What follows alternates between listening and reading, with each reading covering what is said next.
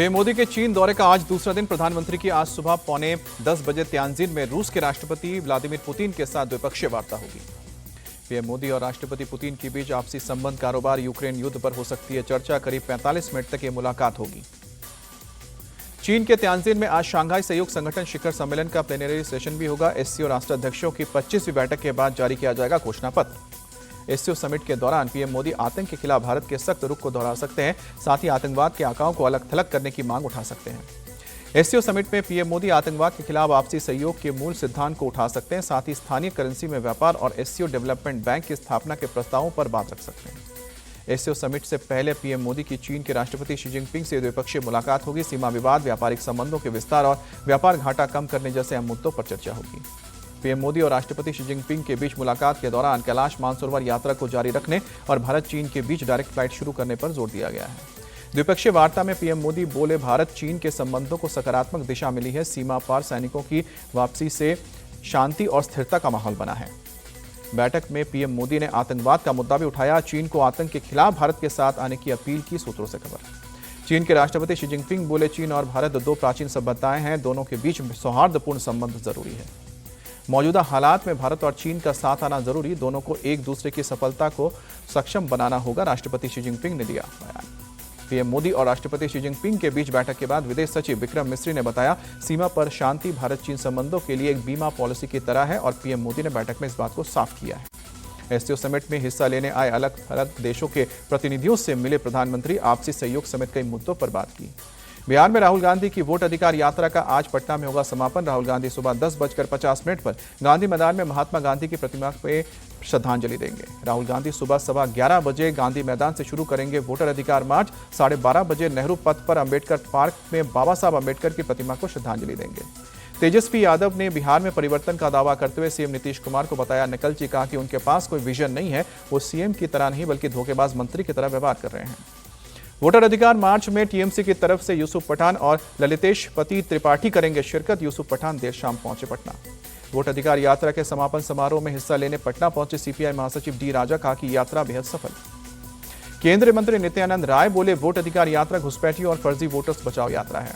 बिहार में voter list के नाम पर जुड़वाने, हटवाने या किसी की शिकायत के लिए आज लास्ट डेट है। अब तक 2 लाख से ज्यादा लोगों ने नाम हटवाने के लिए आवेदन दिया है।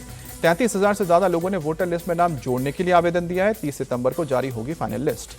सुप्रीम कोर्ट में आज एसआईआर को लेकर होगी सुनवाई। आरजेडी समेत कई दलों ने एसआईआर की डेडलाइन बढ़ाने की मांग की है। लालू यादव के बेटे तेज प्रताप यादव ने बीजेपी और आरएसएस पर निशाना साधा। कहा कि इनका अस्तित्व खत्म हो गया है, इन लोगों का काम है दंगा भड़काना।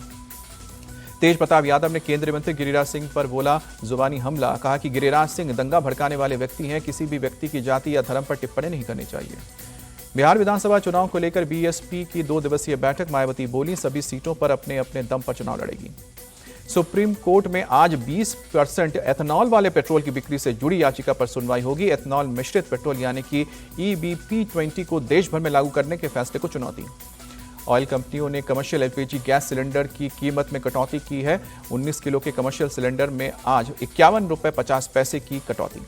यूपी में आज से बिना हेलमेट वाले दोपहिया वाहनों को नहीं मिलेगा पेट्रोल। योगी सरकार ने राज्य के सभी 75 जिलों में 1 से लेकर 30 सितंबर तक चलाया है खास अभियान। यूपी में सीएम योगी ने अधिकारियों को चेतावनी दी है, जन शिकायतों के समाधान में लापरवाही माफी के काबिल नहीं है। कहा कि शिकायतकर्ता की संतुष्टि और फीडबैक ही अधिकारियों के प्रदर्शन का असली पैमाना है। सीएम योगी ने महिलाओं की सुरक्षा को बताया सर्वोच्च प्राथमिकता। शारदीय नवरात्रि में मिशन शक्ति का नया चरण लागू करने और त्योहारों को शांतिपूर्वक पूरा करवाने का निर्देश। आजाद समाज पार्टी के अध्यक्ष और सांसद चंद्रशेखर आजाद ने उत्तर प्रदेश की कानून व्यवस्था पर सवाल उठाया। बोले, कोई सुनने वाला नहीं। दिल्ली के रोहिणी सेक्टर 28 की झुग्गियों में भीषण आग लगी। कई झोपड़ियों के खाक होने की खबर। फायर ब्रिगेड की टीम ने काबू पाया। यूपी के मुरादाबाद में एक रेस्टोरेंट में बिल भुगतान के विवाद में 5 से 6 दबंगों ने स्टाफ के साथ मारपीट की, तोड़फोड़ की। एक स्टाफ गंभीर रूप से घायल। सीसीटीवी में कैद हुई यह घटना। यूपी में ग्रेटर नोएडा के सूरजपुर में पुलिस और बदमाशों के बीच मुठभेड़। पुलिस के रोकने पर बाइक सवार ने पुलिस के ऊपर फायरिंग की। जवाबी एक्शन में घायल हुआ बदमाश। कानपुर में हिस्ट्री शीटर अभिषेक चौबे के गुर्गों ने एक दुकानदार पर जानलेवा हमला किया। रंगदारी नहीं देने के चलते दुकान पर हमला। ओडिशा के तालचेर में तेज रफ्तार कार का कहर। सड़क पार कर रही एक स्कूटी सहित कई लोगों को मारी टक्कर, 15 लोग घायल हुए। अफगानिस्तान में देर रात आज जबरदस्त भूकंप के झटके महसूस किए गए। 20 लोगों की मौत, तीव्रता 6 नापी गई। जम्मू कश्मीर के पुंछ में देर रात महसूस किए गए भूकंप के झटके, लोग दहशत में आए। श्रीनगर में बीती रात हुई भारी बारिश, तापमान में दर्ज की गई गिरावट। केंद्रीय गृह मंत्री अमित शाह आज जम्मू कश्मीर के बाढ़ प्रभावित इलाकों का हवाई सर्वे करेंगे। बादल फटने, बाढ़ और लैंडस्लाइड से नुकसान का जायजा लेंगे। जम्मू में आज सभी सरकारी और निजी स्कूल बंद रखने के आदेश। भारी बारिश, लैंडस्लाइड और बाढ़ के चलते प्रशासन का फैसला। दिल्ली में यमुना का जलस्तर लगातार खतरे के निशान से ऊपर। हथनीकुंड बराज से पानी छोड़े जाने से निचले इलाके में बाढ़ का खतरा। हाई अलर्ट पर रेस्क्यू टीम। चंडीगढ़ में भारी बारिश के बाद खतरे के निशान के करीब पहुंचा सुखना लेक का जलस्तर। खोले जा सकते हैं फ्लड गेट। गांव में फ्लड अलर्ट जारी। पंजाब सरकार ने सभी सरकारी और निजी स्कूलों की छुट्टियां बढ़ाने का आदेश दिया। लगातार भारी बारिश की चेतावनी के बाद सरकार का फैसला।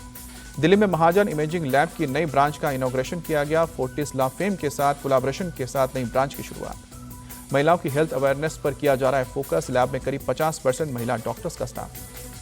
दिल्ली में दरभंगा राजा के वंशज अरिहंत सिंह के जन्मदिन पर कार्यक्रम। आरएसएस के सर कार्यवाहक दत्तात्रेय हसबोले ने पगड़ी पहनाकर आशीर्वाद दिया। दत्तात्रेय हसबोले का बयान, भारत के सांस्कृतिक विकास के लिए दरभंगा राज का अहम योगदान है। देश में राजवंशों को लेकर गलत नैरेटिव चलाया गया है। दिल्ली की मुख्यमंत्री रेखा गुप्ता पहुंची पीतमपुरा। गणेश चतुर्थी महोत्सव में शिरकत की। एशिया हॉकी कप में भारत का विजय अभियान जारी। चीन के बाद जापान को भी दी शिकस्त, 3-2 से हराया। आज कजाकिस्तान से खेलेगा अपना आखिरी मुकाबला।